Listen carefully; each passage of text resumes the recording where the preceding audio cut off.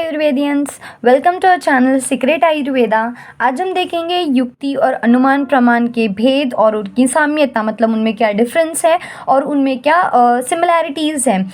ये जो क्वेश्चंस है ये आपको 5 मार्क्स के लिए पूछ सकता है SAQ में, तो ध्यान दीजिए इस टॉपिक पर। ठीक है, चलिए शुरू करते हैं।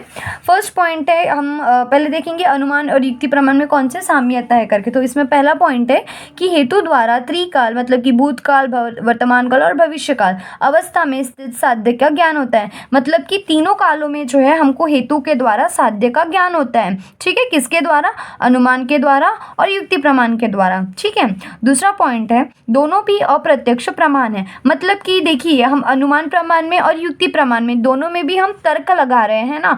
मतलब कि जो हमको चीज़ मान लीजिए प्रत्यक्ष रूप से दिखाई दे रही है, उसके आधार पर जो अप्रत्यक्ष है, मतलब जो हमको दिखाई नहीं दे रही है, हम उसका अनुमान लगाते हैं या फिर उसके लिए हम योजना बनाते हैं, युक्ति करते हैं। इसीलिए दोनों प्रमाणों को जो है इन्होंने अप्रत्यक्ष प्रमाण बोला है। ठीक है, थर्ड पॉइंट है, दोनों को भी बुद्धि के तर्क शक्ति की आवश्यकता होती है, जैसे मैंने आपको अभी बताया। फोर्थ पॉइंट हम देखते हैं कि त्रैकालिक होने से प्रत्यक्ष ज्ञान का होना जहाँ शक्य नहीं है, वहाँ इनके द्वारा ही ज्ञान प्राप्ति होती है। ठीक है, मतलब तीनों कालों में हम देखते हैं कि अनुमान और युक्ति प्रमाण के द्वारा जो है हमको किसी भी साध्य का या फिर किसी भी विषय का जो है हमको ज्ञान की प्राप्ति होती है। ठीक है, नेक्स्ट हम देखेंगे कि इनमें कौन कौन सा डिफरेंस है। फर्स्ट पॉइंट है, पहला पॉइंट तो मैंने श्लोक ही लिखा है। देखिए, अनुमितिकरणम अनुमानम, युक्ति में लिखा है युज्यते संबंधयते अनेन इति युक्ति ही। मतलब इसका अर्थ क्या होता है कि अनुमिति मतलब क्या होता है कि निश्चित ज्ञान। ठीक है, तो अनुमान के द्वारा जो हमको ज्ञान प्राप्त होता है उसको हम बोलते हैं अनुमिति। तो वही बोला है कि अनुमिति जिस कारण से होता है उसे हम बोलते हैं अनुमान। ठीक है, सेकेंड पॉइंट है, योजना करते हुए अनेक हेतुओं के संबंध से होने वाले ज्ञान को युक्ति कहते हैं। मतलब कि जो हम युक्ति कर रहे हैं, योजना कर रहे हैं, प्लानिंग्स कर रहे हैं, तो अलग अलग हेतु यानी कि कारण के द्वारा जो है हमको जो ज्ञान होता है उसको हम बोलेंगे युक्ति। ठीक है, थर्ड पॉइंट है, एक ही हेतु से साध्य का ज्ञान होता है, पर युक्ति में क्या बोला है कि अनेक हेतुओं से साध्य की निश्चिति की जाती है।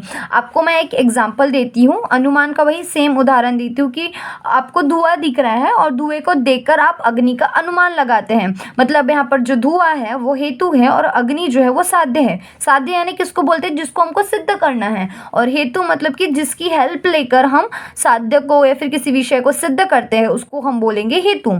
ठीक है, तो अनुमान में क्या बोला, एक ही हेतु से साध्य का ज्ञान होता है, यानी धुआं जो हो गया वो हेतु हो गया, उसको देखकर ही आप अग्नि की निश्चिति करते हैं, अग्नि का आप अनुमान लगाते हैं, साध्य का अनुमान लगाते हैं। ठीक है, इसलिए यहाँ पे बोले एक ही हेतु से साध्य का ज्ञान होता है। लेकिन युक्ति में बहुत सारे हेतुओं से साध्य की निश्चिति की जाती है। एक एग्जाम्पल देती हूँ, मान लीजिए कि आपको काढ़ा बनाना है। ठीक है, अब काढ़ा बनाने के लिए तो आपको अलग अलग द्रव्य लेने पड़ेंगे, यानी कि यहाँ पर हम देखते हैं कि अलग अलग कारण हैं, अलग अलग हेतु आपके पास है। ठीक है, जिसकी सहायता से जो है आप काढ़ा तैयार करेंगे, उसको भी आप अलग अलग क्वांटिटीज में लेंगे, है ना, कि भाई कौन से द्रव्य को कितनी मात्रा में लेने, इसके लिए आप क्या करेंगे? युक्ति करेंगे। तो इसलिए यहाँ पे बोला है कि अनेक हेतुओं से साध्य की निश्चिति की जाती है। ठीक है, नेक्स्ट पॉइंट है, हेतु एवं साध्य का अविनाभाव संबंध होता है अनुमान प्रमाण में, बट युक्ति में हेतु और साध्य का अविनाभाव संबंध नहीं होता। अविनाभाव संबंध मतलब कि न टूटने वाला संबंध, जो संबंध जो है सदा के लिए होता है। ठीक है, तो वो बोला है हेतु और साध्य का जो संबंध है वो अविनाभाव संबंध है। ठीक है, अटूट संबंध है। बट युक्ति में बोला है कि यहाँ पर हम देखते हैं हेतु और साध्य का अविनाभाव संबंध नहीं होता है। ठीक है, फिफ्थ पॉइंट है, साध्य की सिद्धि के लिए पंचावयव की आवश्यकता होती है।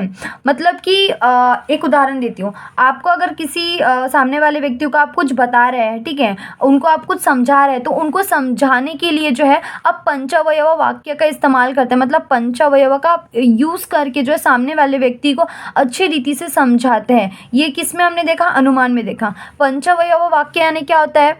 मतलब कि कौन कौन से होते हैं, जैसे कि प्रतिज्ञा, हेतु, उदाहरण, उपनय और निगमन। ठीक है, ये जो है ये पंचावयव है। तो इसकी हेल्प लेकर जो है आप जो है साध्य की सिद्ध करते हैं। तो साध्य की सिद्धि के लिए पंचावयव की आवश्यकता होती है, किसमें? अनुमान प्रमाण में। ठीक है, अगर आपको इसको और डिटेल में समझना है तो मैंने अनुमान प्रमाण जो अध्याय है इसमें इसको डिटेल में बताया है, आप वहाँ पर जाकर देख सकते हैं। ठीक है, नेक्स्ट यहाँ पे क्या बोला है कि युक्ति प्रमाण में जो है हम पंचावयव की आवश्यकता नहीं होती है। ठीक है, क्योंकि उसमें हम योजना करते हैं। ठीक है, प्लानिंग्स करते हैं।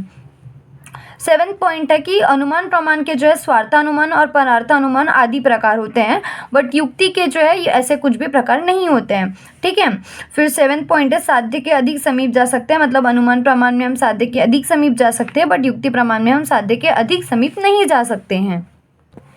नेक्स्ट 8वां पॉइंट है चार्वाक दर्शन के अलावा अन्य सभी दार्शनिकों ने अनुमान प्रमाण का स्वतंत्र प्रमाण के तौर पर स्वीकार किया है, बट जो युक्ति प्रमाण है उसको केवल आचार्य चरक ने जो है स्वतंत्र युक्ति प्रमाण माना है। ठीक है, मतलब कि जो अनुमान प्रमाण है इसको चार्वाक दर्शनकार ने और बाकी अन्य दर्शनकार ने जो है इसको स्वतंत्र प्रमाण जो है करके माना है, लेकिन केवल आचार्य चरक जो है इन्होंने ही सिर्फ युक्ति प्रमाण को स्वतंत्र प्रमाण करके माना है। 9th पॉइंट हम देखते हैं कि व्याप्ति संबंध निश्चित होने पर यह प्रमाण उस समय वहाँ उपयुक्त नहीं होता। व्याप्ति संबंध मतलब क्या, हेतु और जो साध्य है इनका संबंध, इनका अविनाभाव संबंध। ठीक है, मतलब कि जहाँ पर ये निश्चित नहीं होता है वहाँ पर हम देखते हैं कि अनुमान प्रमाण ये उपयुक्त नहीं होता है। मतलब कि मान लीजिए कि धुआं है, अगर धुआं नहीं है, ठीक है, तो धुआं नहीं है तो आप अग्नि का अनुमान लगा पाएंगे क्या, नहीं। तो वहाँ पर आपको इसलिए हम वहाँ पे बोला गया है कि अगर व्याप्ति का संबंध अनिश्चित है तो हमको जो है अनुमान प्रमाण जो है ये उपयुक्त नहीं ठहरता है, ऐसा उन्होंने बोला है। ठीक है। 9th पॉइंट हम देखते हैं कि अनुमान प्रमाण जहाँ पर उपयोगी नहीं होता है वहाँ पर जो है युक्ति प्रमाण ये जो है उपयोगी पड़ता है। 10th पॉइंट हम देखते हैं कि युक्ति प्रमाण की तुलना में कम समय उपयोग में आने वाला प्रमाण है। ठीक है, लेकिन वहीं पर हम देखते हैं कि जो युक्ति प्रमाण है इसमें क्या बोला है कि आयुर्वेद में अनुमान प्रमाण की तुलना से अधिक समय उपयोग में आने वाला प्रमाण है। युक्ति प्रमाण में हम देखते हैं कि हम ये अधिक समय तक हम देखते हैं कि उपयोग में आने वाला प्रमाण है, बट जो अनुमान है वो कम समय में उपयोग में आने वाला प्रमाण है। ठीक है, तो यहाँ पे हमने देख लिया अपना युक्ति प्रमाण ये अध्याय। अगर आपको हमारा ये वीडियो पसंद आया है तो प्लीज़ ज़रूर लाइक शेयर और सब्सक्राइब कीजिए। Thank you for watching.